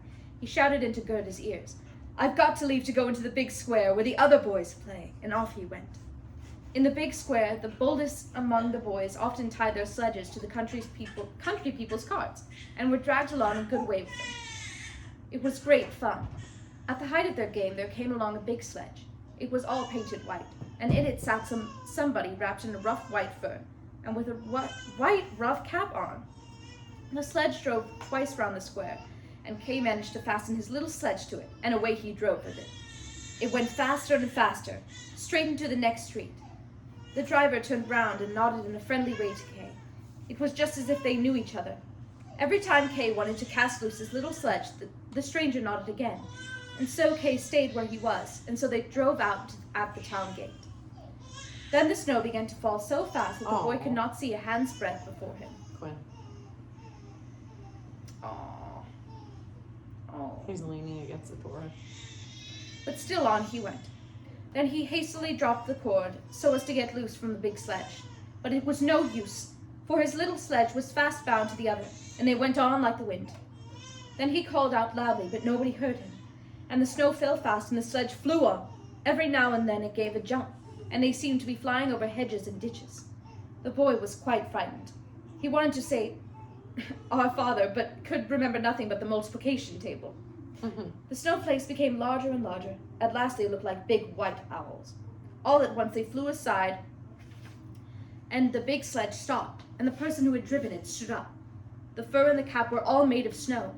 It was a lady, so tall and slender and glittering white. It was the Snow Queen. "We have traveled fast," said she, "but you are shivering with cold. Creep under my bearskin." And she put him beside her in her own sledge and wrapped the fur around him, and he felt as if he was sinking into a snowdrift. "Are you still cold?" she asked, and then she kissed him on the forehead. It was colder than ice. It went right through his heart, half of which was already a lump of ice. He felt as if he were to die, but only for a moment, and then he felt quite well again, and he did not notice the cold anymore. "My sledge! Don't forget my sledge!" That was the first thing he thought of, and it was bound fast to one of the white owls, which flew behind them with the sledge upon its back. The Snow Queen kissed Kay once more, and then he had forgotten little Gerda and his grandmother and all at home. "Now you shall have no more kisses," said she, "for if you did, I shall give you the kiss of death." Kay looked at her. She was so beautiful, he could not imagine a more wise and lovely face. She did not appear to be made of ice now, as before, when she sat outside the window and beckoned to him. In his eyes she was perfect. He did not feel at all afraid. He told her he could do mental arithmetic as far as fractions, and that he knew the number of square miles and number of inhabitants in all countries. And all the time she smiled, and then it seemed to him that what he knew was not enough, and he looked up into the great space. And she flew with him, high up upon the black cloud, and the storm blew and whistled. It seemed as though the wind sang old songs. They flew over forests and lakes, over sea and land. Beneath them roared the cold wind. The wolves howled, the snow glistened. Above them flew black screaming crows, but above all the moon shone bright and clear, and Kay gazed at it through the long, long winter night. By day he slept at the feet of the Snow Queen. That's not all of it, but that's the first chapter. Story time. I actually skipped the first chapter because it was really weird and it made no sense. It was about this goblin that lives in a cave. Alright, chapter 3. But how did it fare with little Gerda when Kay did not return? What could have become of him? No one knew. No one could give information. The boys could only say that they had seen him tie his little sledge to another very large one, which had driven along the street and out of the town gate. Nobody knew what had become of him. Many tears were shed, and little Gerda cried long and bitterly. They thought he was dead. He had been drowned in the river which flowed close by the town. Oh, those were long, dark winter days indeed. Then came the spring with its warm sunshine. "Kay is dead and gone," said little Gerda. "I don't believe it," said the sunshine. He's dead and gone," said she to the swallows. "We don't believe it," they replied, and at last little Gerda did not believe it herself. "I will take my new red shoes," she said one morning, "those that Kay has never seen, and then I will go down to the river and ask it about him." It was still very early. She kissed her old grandmother, who was asleep, took her red shoes, and went all alone out of the town gate to the river. "Is it true that you have taken my little playmate? I will make you a present of my red shoes if you will give them back to me." And it seemed to her as if the waves nodded strangely, and then she took her red shoes that she liked best of anything she possessed and threw them both into the river. But they fell close to the bank, and the little wavelets bore them back to the land again. It seemed as if the river would not take her from the dearest things she had, because it had not got her little Kay. But she thought she had not thrown the shoes far enough out, so she climbed into a boat that lay among the reeds and went to the farther end of the boat. You're gonna mess up the sound, dude. That's even better. Yeah, but I'm continuing the story, so it's gonna be weird. And threw the shoes into the water again. But the boat was not made fast, and at the movement she caused it drifted away from the shore. She noticed it and hurried to get back, but before she reached the other end of the boat, it was a yard from the bank, and was floating quickly away.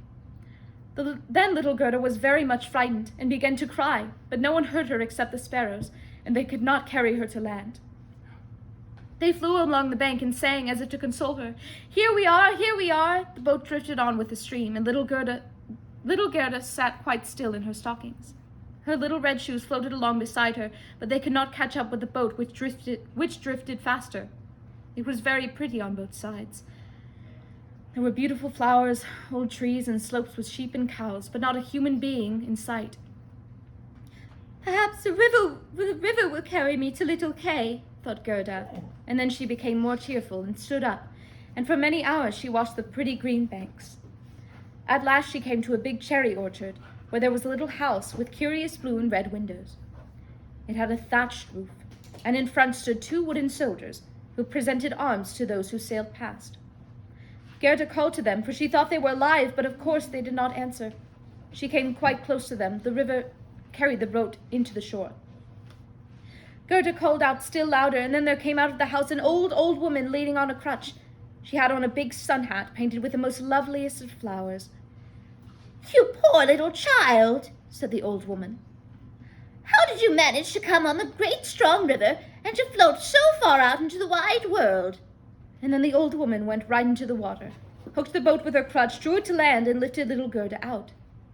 Gerda was glad to be on dry land again, though she felt a little afraid of the strange old woman. "Come, tell me who you are and how you came here." Gerda told her everything, and the old woman shook her head and said, "Hmm." And when Gerda had told her everything, and asked if she had not seen little Kay, the woman said that he had not yet come by, but that he probably would soon come. She was not to be sorrowful, but taste her cherries and look at the flowers, for they were better than any picture book, for each one of them could tell their own story. Then she took Gerda by the hand and led her into the little house, and the old woman locked the door after them. The windows were very high up, and the panes were red, blue, and yellow. The daylight shone in a strange way with all colors. On the table stood the finest of cherries, and Gerda ate as many as she liked, for she had leave to do so. While she was eating them, the old woman combed her hair with a golden comb, and the hair curled and shone like lovely gold round the sweet little face, which was round and as blooming as a rose. "I have long wished for such a dear little girl as you," said the old woman. "Now you shall see how well we shall get on together." And the more she combed little Gerda's hair, the more Gerda forgot her playmate Kay, for this old woman could work magic, but she was not a wicked witch. She only practiced a little magic for her own amusement, and now only because she wanted to keep little Gerda. So she went into the garden, stretched out her crutch towards all the rose bushes, and beautiful as they were, they all sank into the black earth, and no one could tell where they had stood. The old woman was afraid that if Gerda saw roses, she would think of her own, and remember little Kay, and run away. Then she took Gerda out into the flower garden. What fragrance was there! What loveliness! Every flower you could think of was there in full bloom. There were those of every season. No picture book could be happier and prettier. Gerda jumped for joy and played till the sun went down behind the tall cherry trees. Then she was put into a lovely bed with red silk pillows stuffed with blue violets, and she slept there and dreamt as happily as a queen on her wedding day. The next day she could play again with the flowers in the warm sunshine, and thus many days went by. Gerda knew every flower, but many as there were, it still seemed to her as if one were missing. But which one she did not know. One day she sat looking at the old woman's sun hat with the painted flowers, and it happened that the prettiest of them all was a rose. The old woman had forgotten to remove it from her hat when she made the others sink into the ground, but so it always is when one does not keep one's wits about one. "What, are there no roses here?" cried Gerda, and she went among the beds, and searched, but there was not one to be found. Then she sat down and cried, and her hot tears fell just upon a spot where a rose tree lay buried, and when the warm tears moistened the earth, the tree at once shot up again as blooming as when it had sunk, and Gerda embraced it, kissed the roses, and thought of the beautiful roses at home, and with them of little Kay too. "Oh, how I have been wasting my time," said the little girl. "I, who ought to have been looking for little Kay, do you know where he is?" she asked the roses. Do you think he is dead? He is not dead, said the roses. We have been in the ground. All the dead people are there, but Kay is not there. Thank you, said little Gerda, and she went to the other flowers, looked into their cups, and asked, Do you not know where little Kay is? But every flower stood in the sun, thinking only of her own story or fairy tale. Little Gerda heard many, many of them, but not one knew anything of Kay. And what said the tiger lily? Do you hear the drum? There are only 3 notes. Hear the funeral chant of the women. Hear the call of the priests. The Hindu woman stands in her long red robe on the funeral pile. The flames rise up around her and her dead husband, but the Hindu woman is thinking of living one here in the circle, of him whose eyes burn hotter than flames, whose glances burn in her soul more ardently than the flames themselves, which are soon to burn her body to ashes. Can the flame of the heart die in the flames of the funeral pile? I don't understand what you're talking about, said little Gerda. That is my story, said the lily. What says the convolvulus? Over the narrow mountain path hangs an old knight's castle. The ivy grows thick over the crumbling red walls, leaf by leaf up to the balcony, and there stands a beautiful girl. She leans over the balustrade and gazes up the path. No rose on its stem is fresher than she. No apple blossom wafted by the winds float more lightly along. How her costly silks rustle. Will he never come? Is it Kay you mean? Asked little Gerda. I am only talking of my own story. My dream, replied the convolvulus. What said the little snowdrop? Oh my goodness. Between 2 trees a board is hanging on ropes. It is a swing. 2 pretty little girls with dresses as white as snow and green silk ribbons upon their hats are sitting on it swinging. Their brother, who is bigger than they are, stands on the I'm not going through this. Anyway, all of the flowers are ignoring Gerda, and they're not telling her about Kay. You make me quite sorrowful, said little Gerda. Your scent is so strong, I cannot help thinking of dead maidens. Ah, is little Kay really dead? The roses have been down beneath the ground, and they say no. Ding dong, rang the hyacinth bells. We are not tolling for little Kay. We do not know of him. We only sing our song, the only one we know. And Gerda went to the buttercup, shining out among the green leaves. You are a bright little sun, said Gerda. Tell me, if you know, where shall I find my playfellow? And the buttercup shone so gaily and looked back at Gerda. What song could the buttercup sing? It was not of Kay. The buttercup goes on about something and ignores Gerda. My poor old grandmother, sighed Gerda. Yes, she is surely longing for me and grieving for me, just as she did for little Kay. But I shall soon go home again and bring Kay with me. There is no use in asking my flowers. They only know of their own song and give me no information. And then she tucked her little frock round her, then that she might run the faster. But the jonquil struck her on the leg as she jumped over it, and she stopped to look at the tall flower and asked, Do you perhaps know anything? And she bent close down to the flower. And what did it say? I can see myself, said the jonquil. Oh my goodness gracious. The jonquil goes on about something for a long time. I don't care at all about that, said Gerda. It is no use your telling me. And then she ran to the end of the garden. The door was locked, but she pressed against the rusty latch and it gave way. The door sprang open and little Gerda ran with bare feet out into the wide world. She looked back 3 times, but no one was there to come after her. At last she could run no more, and she sat down on a big stone, and when she looked round she saw that summer was over, and it was late into the autumn. No one could know that in the beautiful garden, where there was always sunshine and where the flowers of every season were always blooming. Alas, how I have lost my time, said little Gerda. It is already autumn, I must not stay any longer. And she got up to go on. Oh, how sore and tired were her little feet, and all around looked so cold and bleak. The long willow leaves were quite yellow, and the mist dripped from the trees like rain. One leaf dropped after another, only the sloe still bore fruit, but the fruit was sour and set the teeth on edge. How gray and gloomy it looked out in the wide world. End of chapter 3. All right, go. Chapter 4. The Prince and the Princess. Gerda had to rest again soon, and there hopped across the snow, just in front of where she was sitting, a big crow.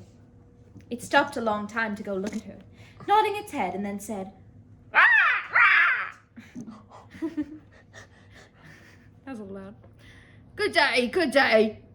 It could not say it better, but it meant to be kind to the little girl, and asked where she was going all alone in the wide world. The word alone Gerda understood very well, and felt how much it expressed, and she told the crow the whole story of her life and fortunes, and asked if it had not seen Kay. And the crow nodded very gravely and said, "That may be, that may be." "What, do you believe so?" cried the little girl, and nearly smothered the crow, she kissed it so. "Gently, gently," said the crow. I think I know. I believe it may be little Kay, but now we have certainly forgot you for the princess." "Does he live with the princess?" asked Gerda. "Yes. Listen," said the crow. "But it's so difficult for me. But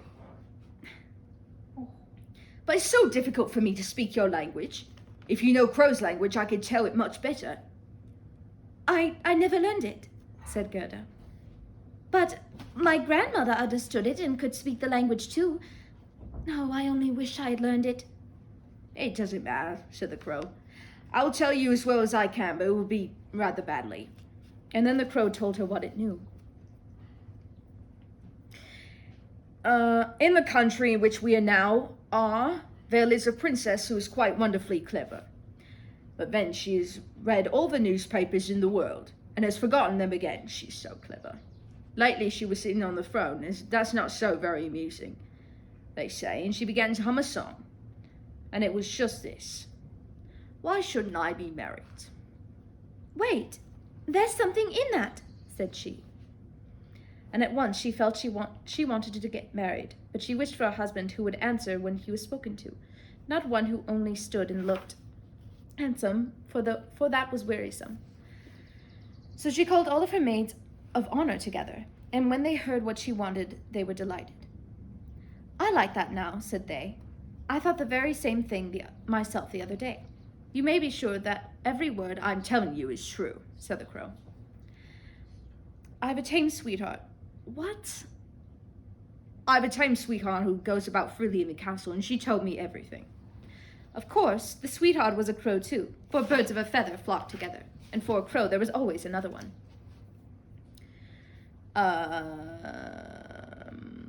Newspapers were published directly with the border of hearts and the princess's initials. One could read in them that every young man who was good-looking might come to the castle and speak to the princess, and the one who spoke in a way that showed he was quite at home there, and who spoke best, him would the princess choose for her husband. "Yes, yes," said the crow. "You can believe me, as true as I sit here.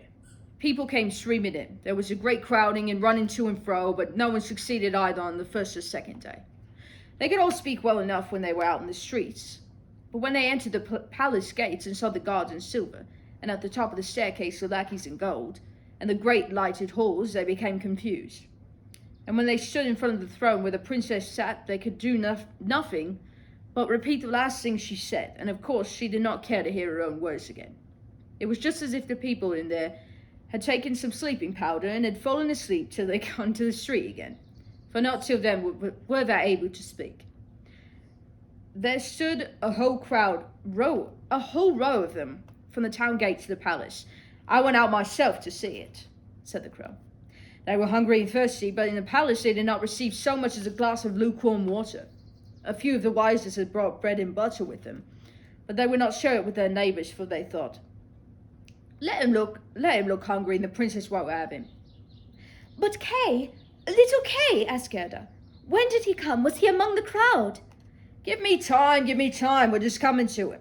It was on the third day that there came among a little person, without a horse or carriage, walking quite merrily up to the castle. His eyes sparkled like yours, he had fine long hair, but his clothes were shabby." "That was Kay," cried Gerda, delighted. "Oh, then I have found him," and she clapped her hands. "He had a little knapsack on his back," said the crow.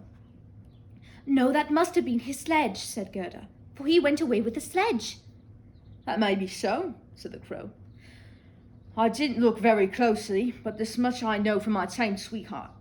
That when he came in at the palace gate and saw the life guards in silver, and at the top of the staircase the lackeys in gold, he was not in the least abashed. He nodded and said to him, "It must be tiresome standing on the stairs, I'd rather go in." The halls were ablaze with lights. Privy councillors and excellencies walked about with bare feet and carried golden vessels. It was enough to make anyone solemn, and his boots creaked dreadfully, but he was not at all frightened. That must have been Kay, said Gerda. I knew he had new boots on. I've heard them creak in grandmother's room. Yes, they certainly creaked, that's for sure, said the crow. And he went boldly to the princess herself, who sat on a pole as big as a spinning wheel, and all the maids of honour, with their maids, and all the cavaliers, with the gentlemen followers, and the gentlemen's gentlemen, who themselves had a page apiece, were standing round, and the nearer they stood to the door, the prouder they looked. The gentlemen's pages, who always go in slippers, could hardly be looked at. So proudly did they stand in that doorway. That must be terrible, said little Gerda. And yet Kay won the princess. If I had not been a crow, I would have taken her myself, although I am engaged. They say he spoke as well as I do when I speak crow's language, so I heard it from my tame sweetheart. He was merry and agreeable. He had not come to woo the princess, but only to hear her wisdom, and he thought well of her, and she thought well of him again. Yes, that must have been Kay, said Gerda. He was so clever he could do mental arithmetic up to fractions. Oh, won't you take me to the palace too? Yeah, that's easily said, replied the crow. But how we shall manage it? I'll talk it over with my sweetheart. She can probably advise us. But this I must tell you. Such a little girl as you are will never get leave to go right inside. Oh, yes, I shall, said Gerda. When Kay hears that I'm there, he'll come out at once to fetch me. Wait for me over there at this stile, said the crow, and he wagged his head and flew away. It was already late in the evening when the crow came back. Said he. I'm to greet you kindly from her, and there's a little loaf for you. She took it from the kitchen. There's bread enough there, and you must be hungry. You can't possibly get into the palace, for you're barefooted, and the guards in silver and the lackeys in gold would not allow it. But don't cry, you shall get in somehow. My sweetheart knows a little back staircase that leads up to the bedroom, and she knows where she can get the key. And they went into the garden, into the great avenue, where the leaves were falling one after the other. And when the lights in the palace were put out one after the other, the crow led little Gerda to the back door, which stood ajar. Oh, how Gerda's heart beat with fear and longing. It was just as if she had been going to do something wrong. And yet she only wanted to know if it was little Kay. Yes, it must be he. And she thought so earnestly of his clever eyes and his long hair. She could see how he smiled as he used to when they sat at home under the roses. He would surely be glad to see her, to hear what a long way she had come for his sake, and to know how sorry they had all been at home when he did not come back. Oh, what a fear and what joy that was! Now they were on the stairs. A little lamp was burning upon a cupboard, and in the middle of the room stood a tame crow,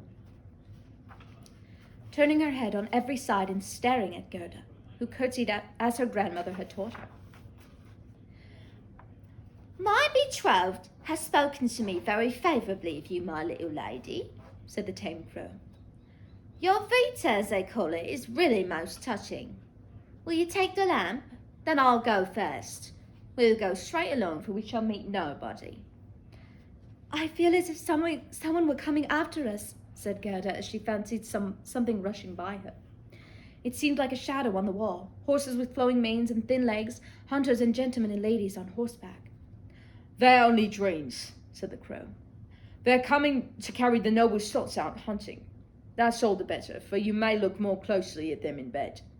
But I hope, when you are taken into favour and are honoured, that you will show a grateful heart. Of that we may be sure, said the crow from the wood. They came now into the first room. The walls were hung with rose-coloured satin embroidered with flowers, and here again the dreams came flitting by them. But they swept by so quickly that Gerda could not see the high-born lords and ladies. Each room was more splendid than the last. One was almost bewildered. And then they came to the bedchamber. Here the ceiling was like a great palm tree with leaves of glass, of costly glass, and in the middle of the floor were two beds. Each hung like a lily on a stalk of gold. One of them was white, and in that lay the princess. The other was red, and in that it was Gerda was to look for little Kay. She bent one of the red leaves aside, and she saw a brown neck. Oh, that was Kay! She called his name out loud and held the lamp over him. The dreams rushed on horseback through the room again. He awoke, turned his head. It was not little Kay. The prince was like him only in the neck, but was young and handsome. And the princess peeped out, blinking, from the white lily bed, and asked what was the matter. Then little Gerda cried, and told them her whole story, and all that the crows had done for her. You poor little thing, said the princess, and she praised the crows, and said that they were not angry with them at all, and they were not to do that again. However, they should be rewarded. Will you fly away free? Asked the princess. Or would you rather have permanent posts as court crows, with the leaving of the kitchen as prerequisites? And the two crows bowed and begged for permanent posts, for they thought of their old age, and said, It is so good to have something put by for the old man, as they put it. And the prince got up out of his bed and let Gerda sleep in it, and he could not do more than that. She folded her little hands and thought, How good men and animals are, and then she shut her eyes and went quietly to sleep. All the dreams came flying by again, looking like God's angels, and drew a little sledge, on which Kay sat and nodded. But all this was only a dream, and so it was gone again as soon as she awoke. The next day she was clothed from top to toe in silk and velvet. She was invited to stay in the castle and enjoy herself, but she only begged them to give her a little carriage, and a horse, and a pair of little boots. And then again she would drive out into the wide world to find Kay. And they gave her both boots and a muff, and she was prettily dressed. And when she was ready to start, a new coach of pure gold was there. And when she was ready to start, a new coach of pure gold was there for her before the door. Shining like a star on it was the coat of arms of the prince and princess.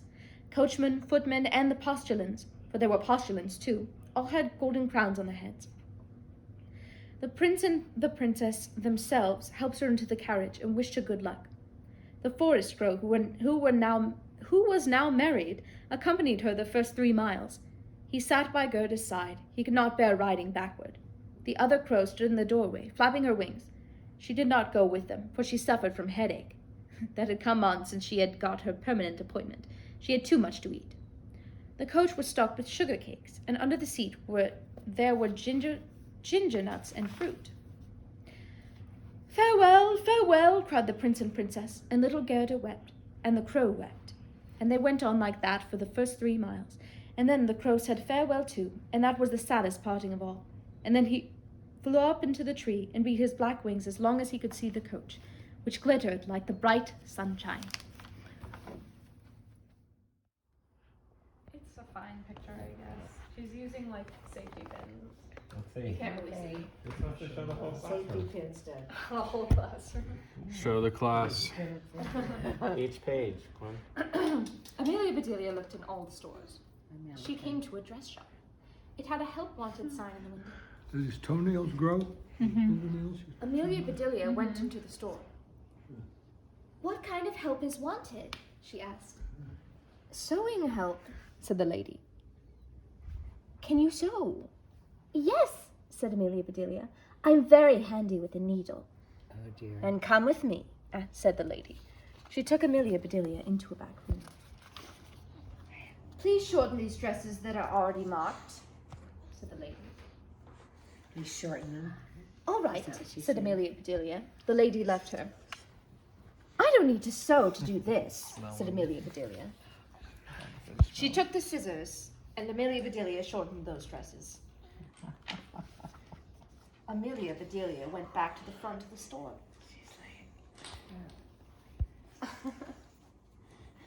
I'm finished, she said. What is next? Finished? How could you be? The lady went into the back room. She saw the dresses. Oh no, you have ruined them. First you should finish the food. All right, read the book. Lanky. I'll find it. Taste, make sure. You like the water? Where's the music? We turned off so you can read. You can play some music. It's awkward. There we go. It's not awkward. We want to hear you. Hello. You can sit them in your lap and try reading. Okay. I usually will do like this, and then it makes his legs stay. Oh. Well, Hi. you want to sit with me? Or you want to just hang out? Look it. Ooh, there you go. Now it's like library reading You're the time. cutest little boy. The Lego Express.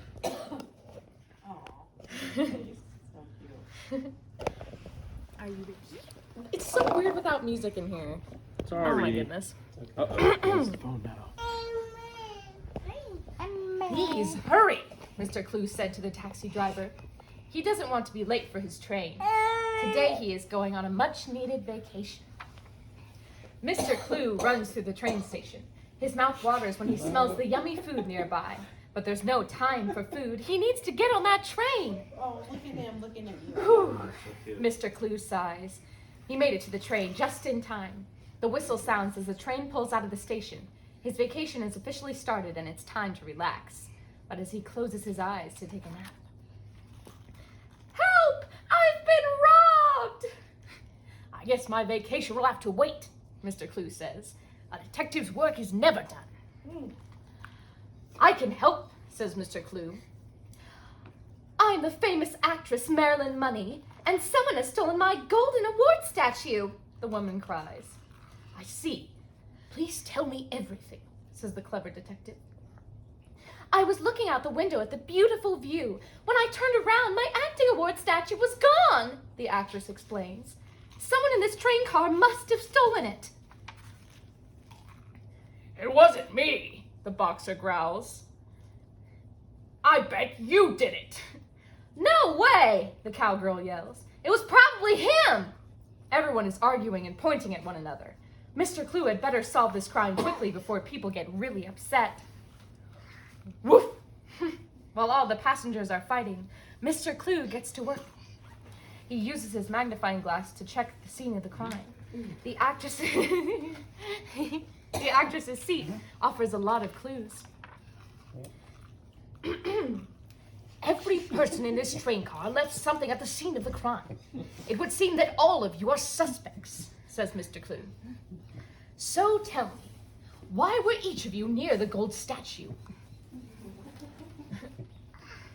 I thought the award was one of my gold teeth. Then I remembered my gold teeth are in my mouth. I would never steal anything, except maybe a pony. It was so pretty, I just wanted to hold it for a minute, but I put it back when I was done.